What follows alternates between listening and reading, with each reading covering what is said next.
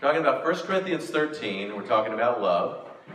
But I've learned over the years that when I come into situations that, I don't really I don't know how to respond. I don't know how to respond to what I just saw. I got there on Sunday after the shooting in the church, and I have to be honest with you. When I saw the picture of that young man who walked into this study group and just started shooting, I looked at him and I thought, wow, that looks like a boy that grew up in Middle Tennessee in the 1960s, named Steve. And that was my first thought. That kid looks like me when I was growing up. And how am I supposed to now face an audience of people? In our churches, we have great diversity. But what am I supposed to say to people that I know that feel that the pain of what happened there more than I do? Because I realize that that might have been the church that they grew up in. As I saw the picture of the boy who did the shooting, the picture that probably came to their mind was, I grew up in study groups that look like that. Wow. And yet here we are on Sunday, doing our best to try to worship together. And so what I said was, what happened, I don't have an answer for how we're going to heal all these separations that we have around us. And I do know one thing. I do know that always the right reaction is, let's do our best to love each other. And so what we did was, we had a really short service that day, and we just formed a giant circle around the auditorium, and we just spent time in prayer. We locked our arms around each other, we hugged each other, and we prayed, because I felt like prayer and love are always the right choices. Always the right choices. If I'd have tried to speak and tried to answer, I would have said either too much or too little. And so I decided, well, let's just be present for each other. And let's just put our arms around each other and do our best to love each other. And let's pray. And there's so many times over the past several years where that same situation has come up. And I just felt like I don't have an answer. I don't have the words. But I do have the response. And the right response is always love. Prayer and love. And I think I know that's what Paul is saying here. Some scholars believe that Paul worked on this small little piece of literature for years and years and years, and he saved it for just the right place to put it in. And he put it between chapter 12 and chapter 14, where you have divisions happening in the church, and you have some people feeling superior and some people feeling inferior, and all based on their gifts and all based on their own thoughts instead of what was actual reality. And he says, you know what? The way to respond to all of this, the right response, always is the response of love. And so I want us to explore this a little bit and see what exactly does Paul have to say about love in this chapter. Because this is an area where all of us have room to grow. None of us have reached the height of being loving like Jesus loved. And we all have room to grow in this area. So what does Paul have to say about love in this chapter? Let me just read it, and then we'll go and we'll break it down and we'll talk about it a little bit. It actually starts with 31b, not verse 1.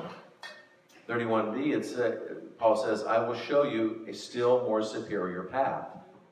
And what he's saying is, based on everything I just said, this is the way you should go.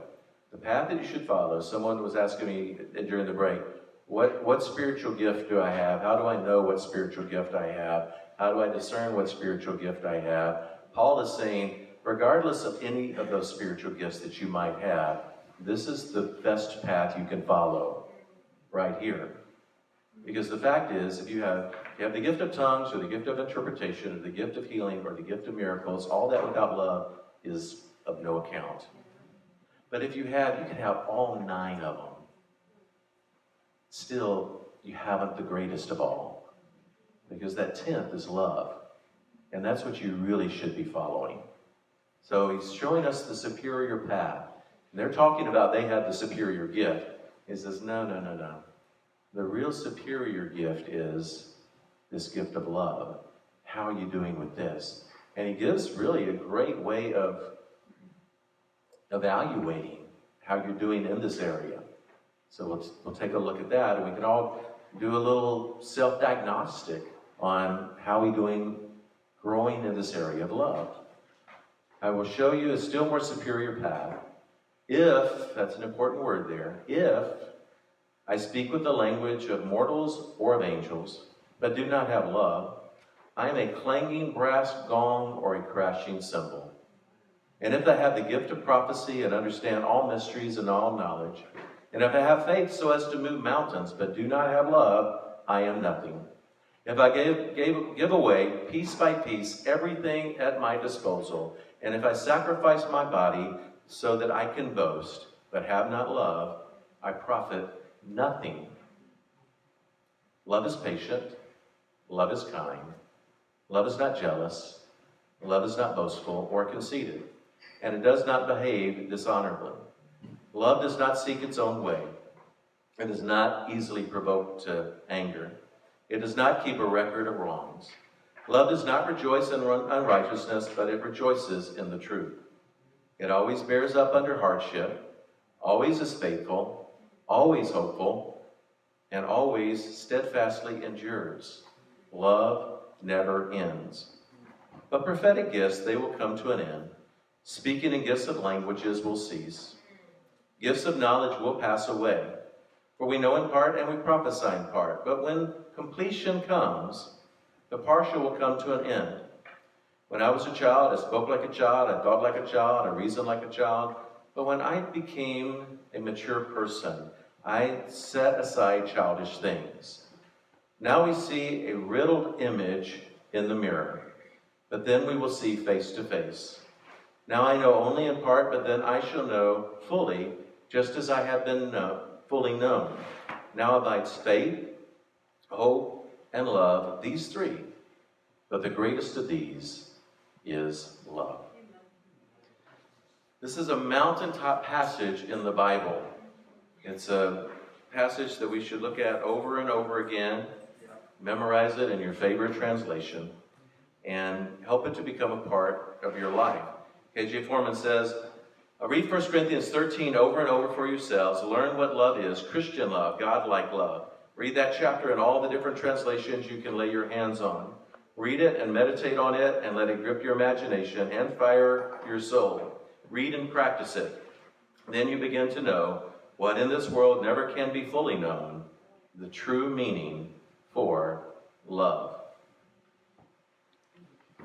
Begins in verses 1 through 3, and then he starts defining love more specifically in verse 4.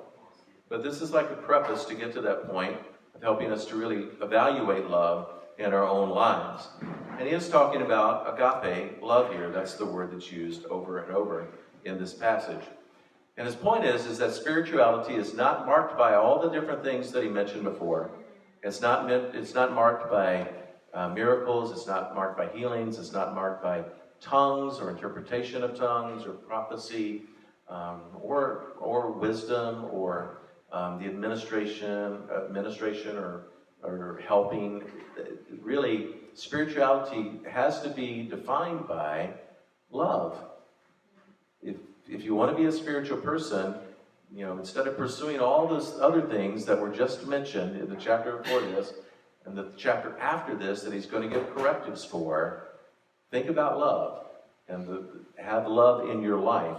That's the real mark of spirituality. And Gordon Fee explains what's happening here. You have to look at the if here, where he begins. If I speak with the languages of mortals or of angels, but do not have love, I am a clanging brass gong or a clashing cymbal. The first one of these human languages is easy to understand. Paul says, if I speak with human languages, but I don't have love, then that's worthless. The second one's a little more difficult to understand. If I speak with the tongues of angels. And then there's a question there. Does Paul really believe you can speak with the tongues of angels or not? Because all this is set up with a conditional word, if. If I do this. So maybe he's saying, hypothetically, you could speak with the tongues of angels.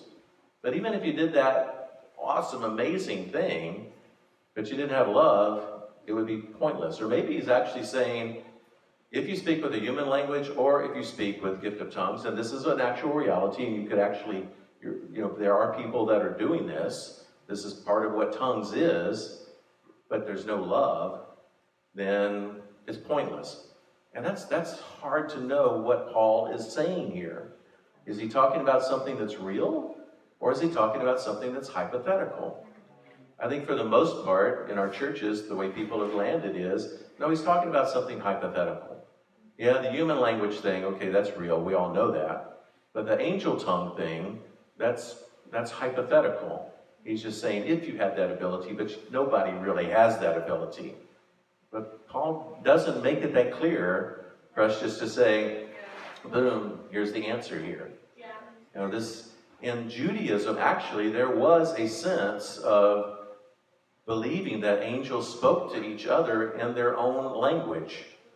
In Judaism, which Paul was a part of, he was a Pharisee, he had been trained in that, there was the idea that there was an angel tongue, that there was an angel language. Just like in Harry Potter, there was parcel tongue, that Harry was able to speak to snakes because he had parcel tongue. Or a basilisk, or other reptiles. And in that world, that was a real thing. What Paul is saying, in the spiritual realms, in Judaism anyway, they believed that was a real thing. And Paul might very well be saying, if you speak in a human language with this gift of God, or you speak in this unknown angel tongue language, which is a gift of God, either way, you got to have love, or it's pointless. And so this is why I don't close the door when we get to chapter 14 on praying to God in tongues. I know in our churches that's what we tend to do. Every time tongue is used, every time tongue is mentioned, it is a human language. It is an intelligible language. It is an understandable language. It is a language like Russian or French or German or one of the many, many dialects in Africa or Asia, but it is a human language. But in this case, the way Paul mentions it here, this is not a human language. Now, is Paul saying it's hypothetical, or is Paul saying it's real? You got to make a judgment call on that. And what I'm saying is, I'm not exactly sure what Paul is saying, so I'm leaving the door open for there to be a possibility. I have not experienced it in my own life, although I'm open to praying to God with such connection that I pray to Him in a way that I haven't experienced before. I leave that door open. And that might rock your world that I just said that, but I think if I'm sitting there in the first century and I'm listening to this for the first time, then that's what I'm thinking. And also if I understand Judaism and have a Jewish background, then that's probably what I'm thinking. And there were many Jews within the church in Corinth, Jewish Christians in the church in Corinth. Fee writes this about tongues. He says, at issue have been opposing views of spirituality. They speak in tongues, to be sure, which Paul will not question as a legitimate activity of the Spirit. But at the same time, and this is his real point that Paul is making here, at the same time, although they're speaking in tongues in Corinth, they tolerate or endorse illicit sexuality, greed, and idolatry. And those things should not exist simultaneously, is what he's saying. They have a spirituality that is religious trappings, asceticism, knowledge, and tongue, but has abandoned genuine Christian ethics with its supremacy of love. For Paul, in contrast, spirituality meant first of all to be full of the Spirit, the Holy Spirit, which therefore meant to behave as though sanctified in Christ Jesus, called to be his holy people, and which the ultimate expression always is to walk in love. So he's saying your ethics, your way of life, how you live life, it ought to match it, whatever you are claiming in your spiritual acts, the gift of tongues, or languages, or miraculous gifts, or whatever. And if there isn't a match there, then something's wrong, and you need to get back to studying love, because love is the answer. Barrett says this. It gets on to let's move on to the point about the clanging cymbals, or the gong. And he says, this noise may have been intended to call God's attention or to drive away demons. Its probable effect was to excite worshipers. And this could very well be happening in the church in Corinth. It was definitely happening in the pagan religions, in the mystery cults of the Greek religions in Corinth. But Paul is saying God is not interested in cymbals or gongs. He's interested in love. If you want to get God's attention, don't clang a cymbal. Don't beat the gong. Love. That's what will get the attention of God. The way you love other people. Paul talks about 3 spiritual acts here, or a charismata, this gift of the Spirit, these spiritual acts. And he writes about prophecy and knowledge and faith.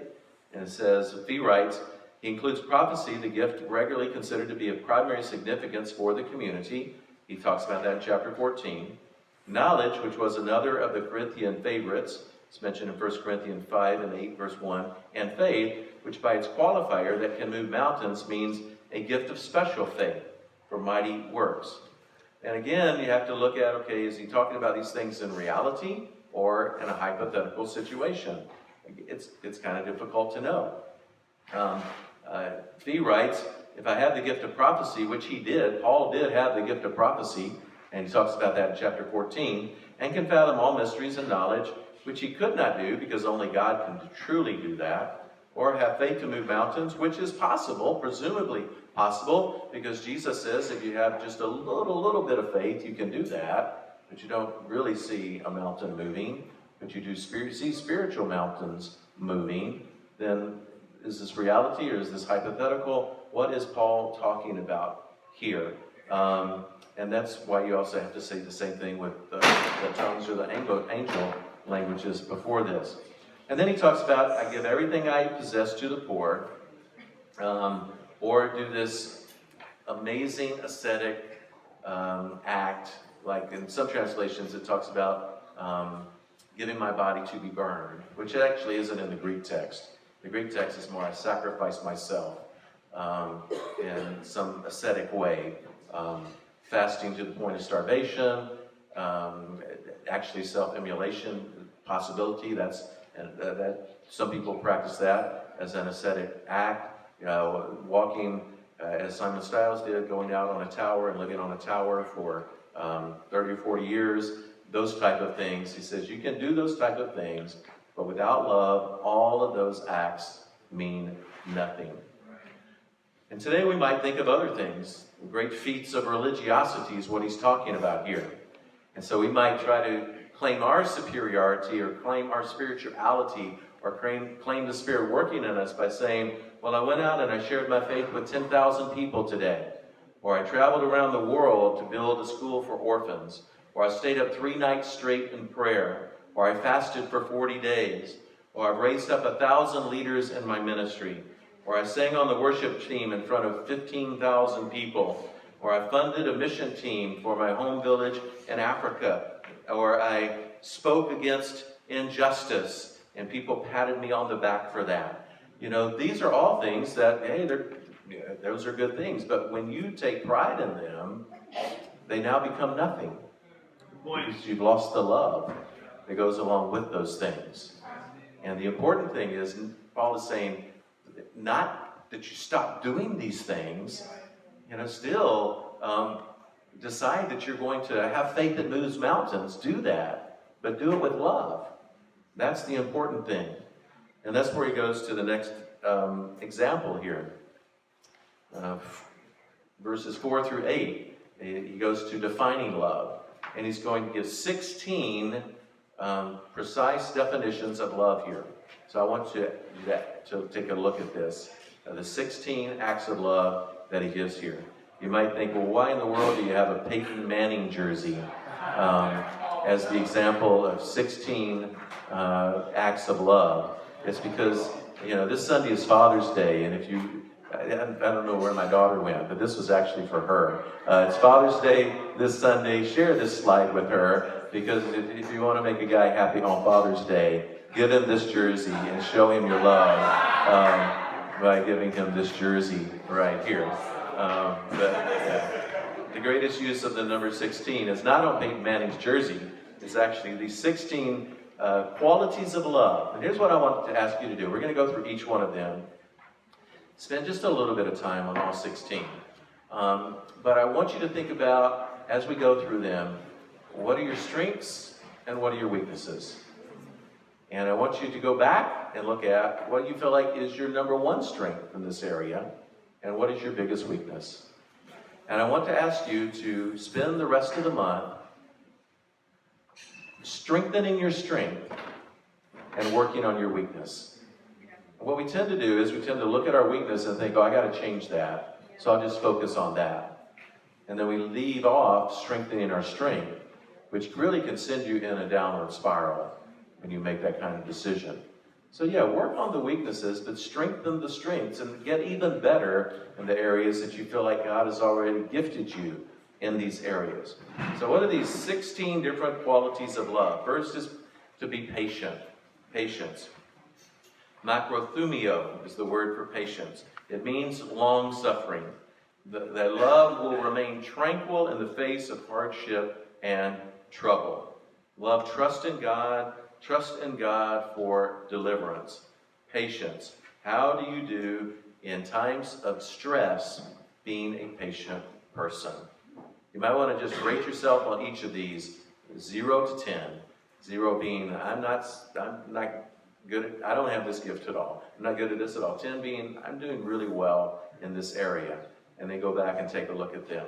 You can do that as you go or do that later, but this is a good way to do a little self-evaluation of where you are with love in your life. Next is, kind. Can you see it? I'm afraid to even look. Okay. Love is kind. Christuomai, love is kind, and it's a benevolent kindness. It's a kindness that actually shares with other people, shares kindness with other people. You're an encouraging person, you build other people up, you live for to encourage others, and your kindness benefits other people, and so that type of kindness. I read a news report recently, or maybe I saw a news report about the tornadoes that were going on in Oklahoma, and the sirens went off. Oh, it went off totally. I'm sorry. Just doing that.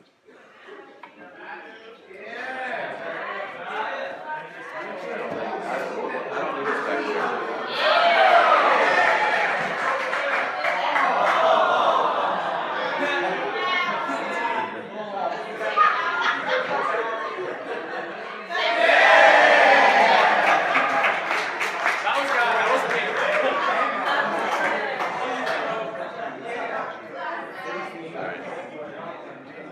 Try not to touch that anymore.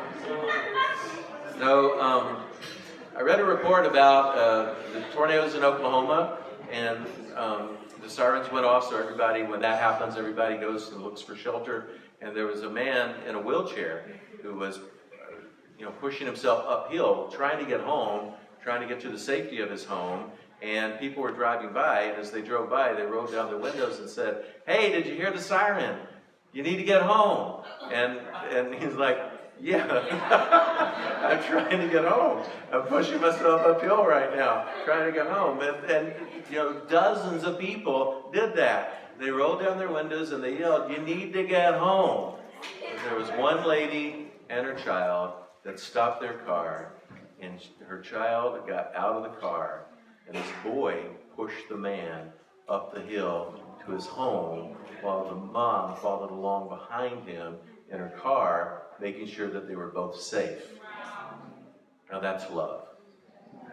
And that's an act of kindness. So that's what he's talking about here. A benevolent act of kindness to other people. Number 3, love does not envy.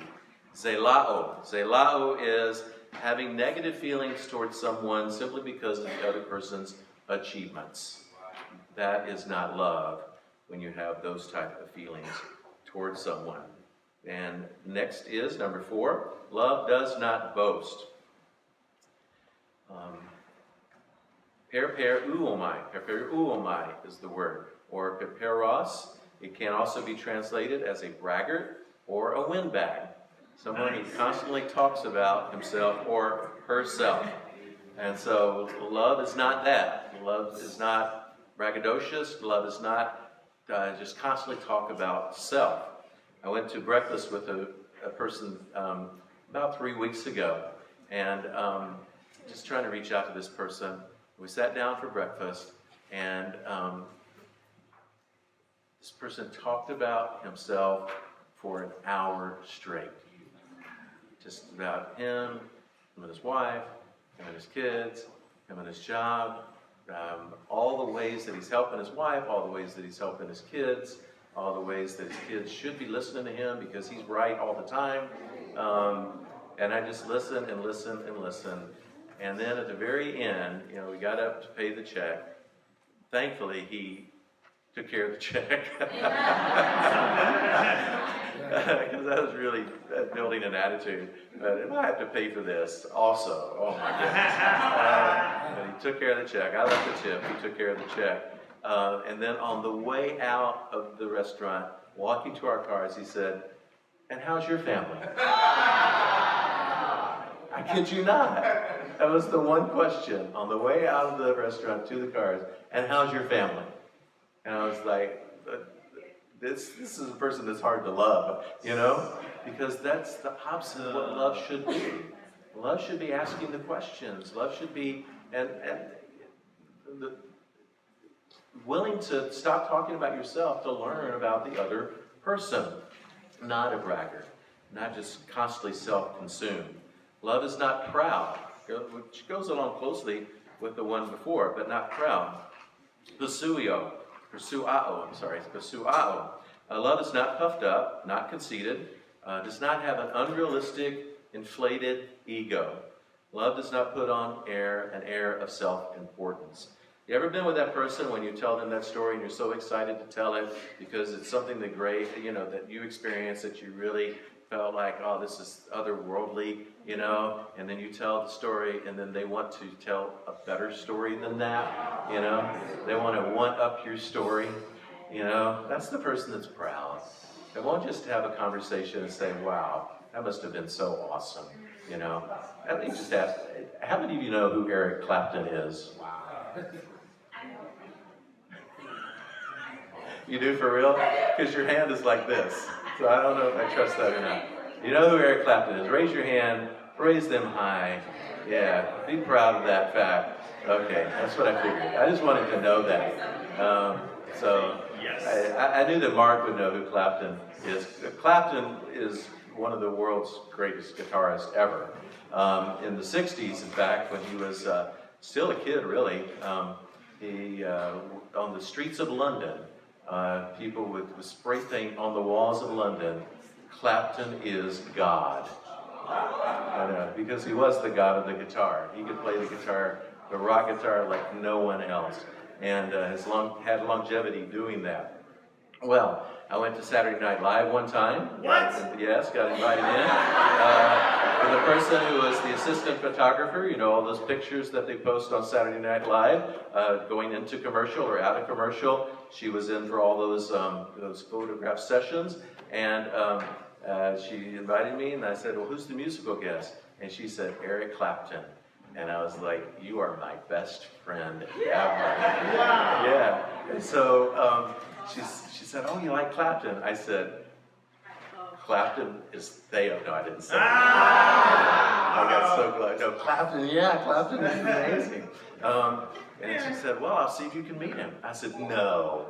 He said, yeah, I'll see if you can meet him. And he came out, he played his opening set, and as he was walking back to his dressing room, she said, come on. And she grabbed me, and we went in the back, and I shook Eric Clapton's hand. Which did not give me the power to play guitar. Clapton, I was so hoping that would happen. But I shook Eric Clapton's hand, had a short conversation with him, told him how much I appreciated his music, and yeah, it was just a moment of a lifetime, you know.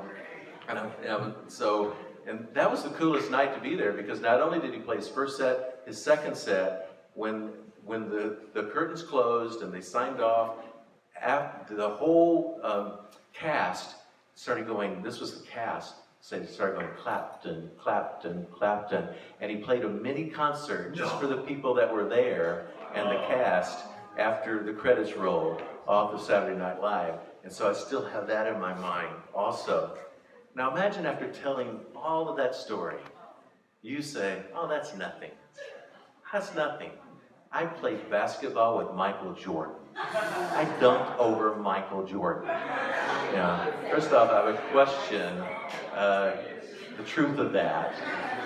But then I would be like, well, why didn't you just let me go with my story for a while? You know, why did you have to one-up my story? Because that's such a good story. But you know people like that. Don't be that person. Please, do not be that person. Because that is not loving. That's just pride and boasting. Is not loving. Love is not rude. And number 6. Askemonese.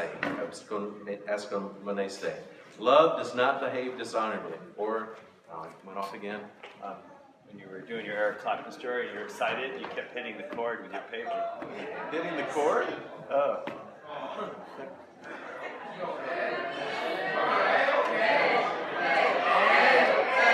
Clapton, Clapton, Clapton, Clapton, Clapton.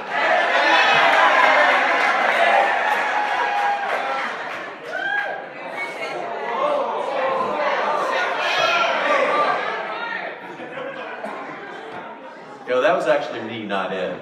No, I'm kidding. I'm going back to the last slide. I'm just kidding. Love is not rude. It does not behave dishonorably or disgracefully. Barrett writes, love does not behave in an unseemly way. Love never treats anyone unfairly. And Loanida, this is a Greek lexicon, says, defines rude as to act in defiance of social and moral standards with resulting disgrace, embarrassment, and shame. Love is not rude. And I think one of the things about rudeness is rudeness interrupts. Rudeness does not listen. But love listens. Love doesn't interrupt. Love lets the other person tell their story or state their feelings. And love is there, present with other people while they're telling their story. So don't be rude. That's not loving. Next, I'm afraid to even touch this thing. Love is not self-seeking.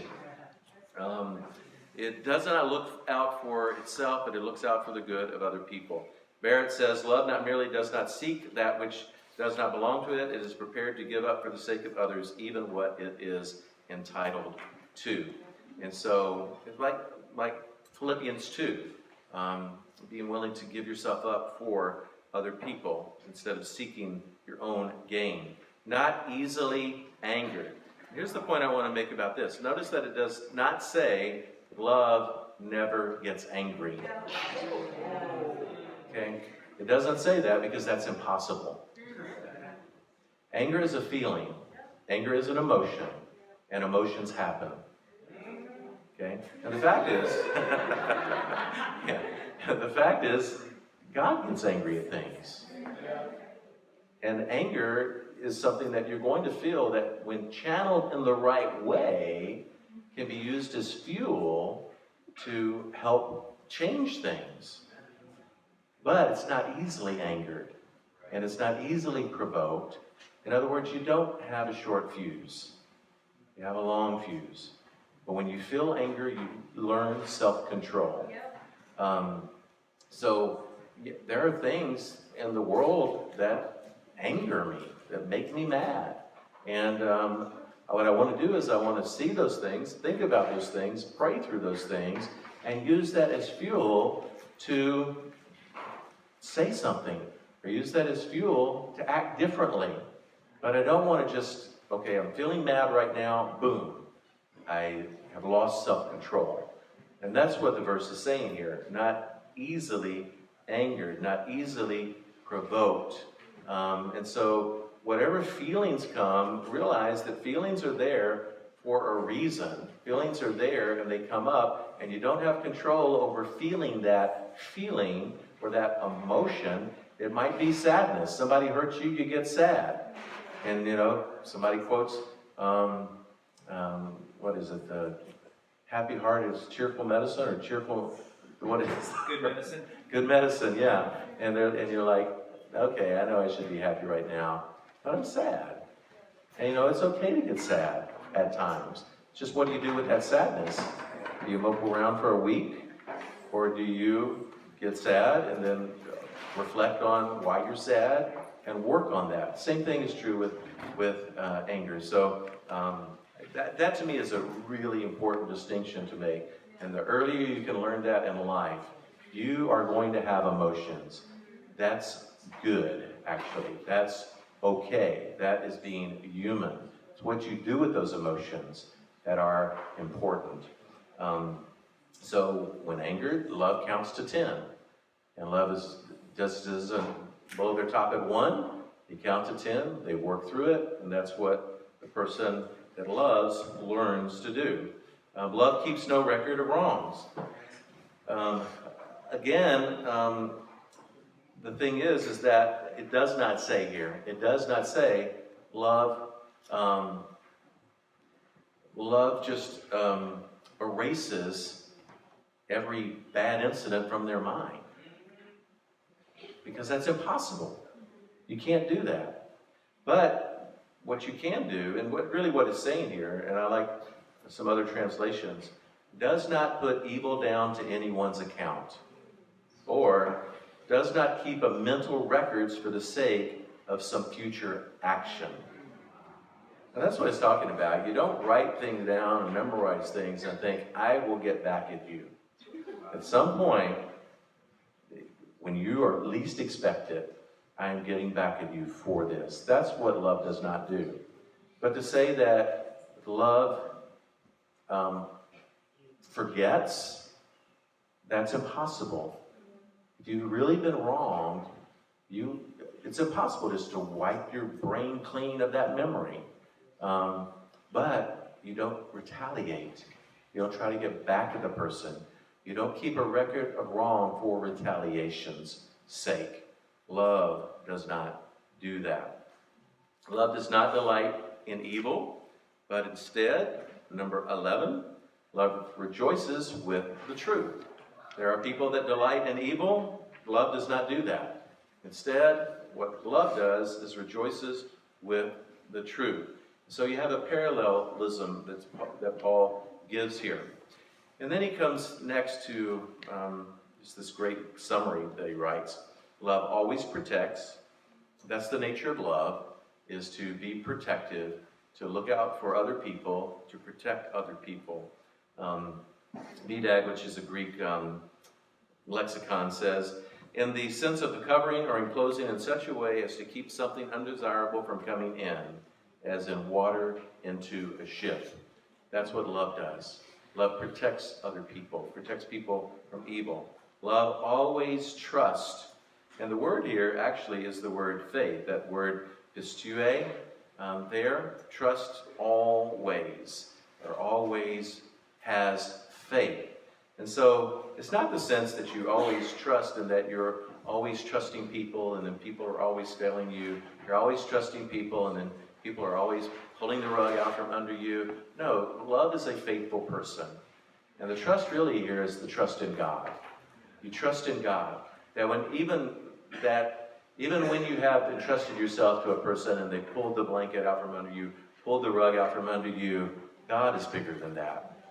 And so you'll put your trust in God even through those things. And the next talks about love always hopes. With love, there's always something to look forward to. And even if it doesn't become a reality here on earth, there is the hope of heaven, the hope of being with God forever. To look forward to with confidence to that which is good and beneficial. There's always a sense of optimism, always a sense of hope when it comes to love. And then it says, love always perseveres. The word there is hupomone. Hupomone, when I learned it in elementary Greek, was not just patience and not just endurance, not just suffering through something, but steadfastly holding on to hope while you're doing it. So I usually translate it as steadfast endurance. You're not just white-knuckling it, and just hanging in. You're giving yourself over to God and letting God work. And so that's hupomone, this type of endurance. And then, number 16, love never fails. And I think what Paul is saying here is he's not saying that if you love, you will never experience failure, because that's not true. But I think what he's saying is love always wins out in the end.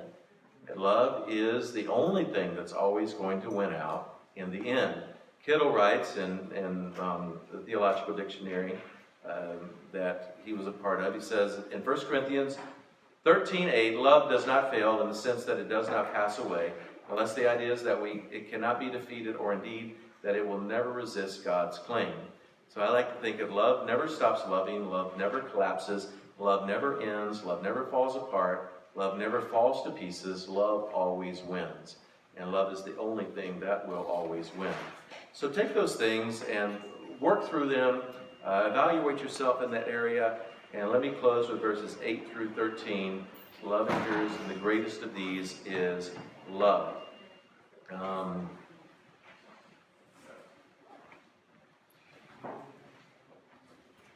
right. I am almost done. You guys with me? Yeah. I know this has been a long couple of sessions. I have one more important thing to say. Thank you very much. And then I'll close out with this. In this final section here, where Paul talks about love, let me just read it. Love never fails, but prophetic gifts, they will come to an end. Speaking in gifts of languages will cease. Gift of knowledge will pass away. For we know in part and we prophesy in part, but when completion comes, or perfection comes, or that which is perfect comes, or that who is perfect comes, the partial will come to an end. When I was a child, I spoke like a child, I thought like a child, I reasoned like a child. But when I became a man, I set childish things aside. Now we see a riddled image in a mirror, but then we will see face to face. Now I know only in part, but then I shall know fully, just as I have been known. Now abides faith, hope, and love, these three, but the greatest of these is love. And so he mentions some of these miraculous gifts and some of these supernatural gifts, gifts of the Spirit, that some people have been talking about and showing their superiority with. And he says, all these things are temporary. They're never meant to be eternal. They're never meant to stick around always. Whether it's prophecy or it's speaking in tongues or it's gift of knowledge, they're going to pass away. But there is something that will never pass away, that will always endure, and that is love. So pick love. When you pick love, you've always made the right choice. There's never a wrong choice in choosing love. The biggest question here, and Ed talked about it the opening night, for most people the biggest question is in verse 10 when he says, but when completion comes, or when the perfect comes, or when perfection comes, the partial will come to an end. Showing that these things that are partial, these gifts of the Spirit, were never meant to last forever. They are to end. The question is, when will they end? And the question is also if Paul is even trying to address the when they will end, or just trying to show that, if you're choosing that, you're choosing something that is inferior to what you should be choosing anyway, something that will never end. And making a contrast there. Choose love, because it will not end. It is the thing that you will take with you into eternity. These other things you won't. Even faith and hope you won't take into eternity and live with in eternity. Because faith will be realized when you see Jesus. Hope will be realized when you are there rejoicing with God in heaven. But love will continue on into eternity. So choose love. But there is the question of, well, what did Paul have in his mind? This completion or this perfect that is going to, that the other things will fade and they will cease and they will go away. And if you put yourself there in the first century, and Ed talked about this, if you put yourself in the church in Corinth in the first century, and you're sitting there and somebody says, the perfection, that must mean the completion of the written word of God. And you're probably going to, I don't see any way that that's going to come to your mind. They've received this letter. The Gospels have not even been written by that point. They're not even being circulated because they've not been put pen to paper at that point. There is no beginning. They haven't even started really collecting any type of canon of Scripture at that point. This is the first letter to Corinth. This is a letter that they received from Paul, and so they're not thinking about what about the next letter that he writes, and what about John's Gospel, and what about Mark's Gospel. That is not even a faint hint in their mind or a glimmer in their mind, because those things have not even been composed by this time. So I think, well, that's not what he's talking about. Now, some other people that I really respect, say what he's talking about is when the church matures, and the growth and maturity of the church, and the completion of the church coming into completion, sort of coming into its own, when things get much better, and they're marching across the Mediterranean world, and they're winning great victories, and so it's the completion of the church, which happened around the end of the first century, and it happened about the same time as some of the books of the Bible were being written. But I say, how could they be thinking that when they're sitting in such a dysfunctional church getting this letter? I mean, there's sexual immorality happening in their church. And they're like, that's probably not what he means. I don't see how that, again, could be even a small spark in their thought, that this is completion of the church. Plus, you have the evidence that even by the end of the first century, the church was not in a great place in many places. I mean, you look at the letters to the churches of Asia in Revelation 2 and 3, and there were churches there that were nowhere close to completion, nowhere close to maturity. And then, even when you introduce the church fathers into the story, and you begin to see how quickly many of the church fathers got off track, some of them by the end of the first century saying, you need to elevate the voice of the apostles to the voice of God. Not the apostles, of the elders, of the bishops in the church. You need to elevate their voice to the voice of God, so that when you hear what they're saying, you're actually listening to the voice of God. I mean, that's not close to completion or maturity. And so I just don't see how that fits in the picture. But what I do feel like, the one thing that would naturally come to their mind is something that they look forward to, something that the church in Thessalonica looked forward to, something that Paul constantly talked about in his ministry, something that Paul actually looked forward to in his own ministry. And that was the second coming of Jesus, or the completion of Jesus. And you can perhaps say even the idea of people becoming more complete in Jesus. But I think really what he's talking about is Jesus and the return of Jesus. That by that point, all of us should realize that these other things, that they are transitory, they are temporal, they are meant to go away, but the one thing that will not go away, should never go away, will remain forever, is love. So don't put your trust in these other things, because they are meant to be temporal, temporary, and they will go away. So trust in Jesus and look forward to Jesus. And so you might be thinking now, well, this is the verse that I use to try to answer all the charismatics and Pentecostals that I study the Bible with. So what do I do to answer them now? Well, what I would say is, good luck with that. I'll give you a little more than that. You can show that if they're putting trust in these things, that they're trusting in the wrong thing, that it's about love. You can also point them to chapter 12, that the important thing is not the spiritual gift itself, but the message and what is being said and what is being taught. So let's just get past that. Let's talk about, what does your church teach? For example, what does your church teach on salvation? Does your church teach the biblical doctrine correctly when it comes to salvation?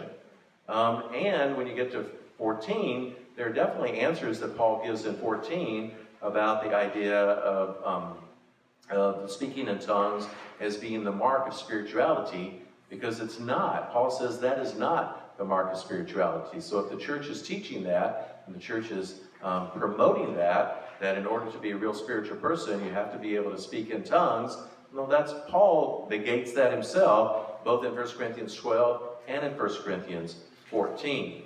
And so there are still answers there, but I also think that the biggest thing to do with everyone that we work with is, let's show them love, let's show them discipleship, let's show them the life that we're living in Jesus, and let's talk to them about the things that we do know, the things that we do understand, like discipleship, like what it takes to be a disciple of Jesus, the correct teachings on other matters of the Bible, and then hopefully by the time that they see those things, you can take a closer look at 12 and 14, work in chapter 12, because it's there for a reason.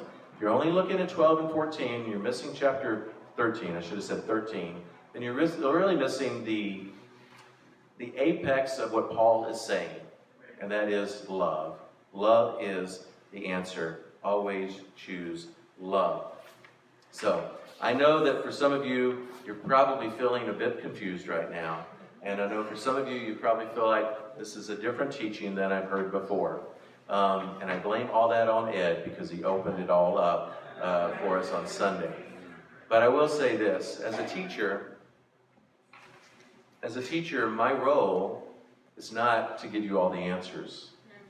That's not my role as a teacher. I don't want to overwhelm people. That's not my role as a teacher. I have to be careful not to overwhelm people. But my role as a teacher is to try to get all of you to look deeper into the scriptures yourself. I taught some of this in a master's program at Lincoln Christian University, and I taught like 5 lessons on the Holy Spirit. And I got an email from a brother who said, I'm really confused, because everything you said are things that I've not heard in our church before. And so should I agree with you, or should I agree with everything that I've heard in our church before? And I said, well, it really doesn't matter to me if you agree with me or not. What I want you to do is I want you to search and I want you to learn. And he says, well, can you straighten out the confusion for me? Can you just tell me what I need to think on this? And I wrote him back and I said, no, I'm not going to do that. Here are 5 books. Read all these books. Come back and we'll talk about what you've read. And we'll have that conversation. But I'm not just going to give you a few pat answers that will soothe you in the way that you want to think on this. You need to think through this more on your own. So, I mean, here's the thing. I think you've got to read this from sitting in the church in Corinth, receiving it as if you were in the church there. And when I do that, and I look at things like that, it leaves room for me to think, I don't have the definitive answer on this, so I'm not going to act like I do. And when it comes whether to the beginning of this chapter, where you're talking about angel tongues and what they are, and then maybe translating that into chapter 14 with praying to God in tongues, to me, I leave the door open. When it comes to what it's saying here at the end about perfection or completion, I definitely don't think that was the canon of Scripture. I don't think it was the completion and maturity of the church. I think it was the second coming of Jesus, but even with that, I'm leaving the door open.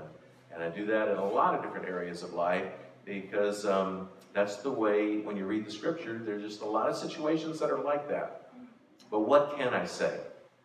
What I can say is, If you want to reach anybody, whether they're charismatic, or they're Catholic, or they're Muslim, or they're Baptist, or they're just your mainstream evangelical, whether they're a family member, or a friend, or someone that you just met on campus, the best thing you can do to reach anybody is love. That's the greatest gift that you have to give anybody. And if they see you loving like Jesus, like nobody else loves like Jesus, they will be drawn to that. The greatest of these three is love. Why? Because at some point our faith will be realized and we will see Jesus face to face. And because at some point our hope will be realized when we see Jesus face to face. But after we see Jesus face to face, we will continue to experience love. And love will become greater and more fully experienced when we are present with Jesus. Therefore, the greatest of these is love. Let's take a 5-minute break. All right.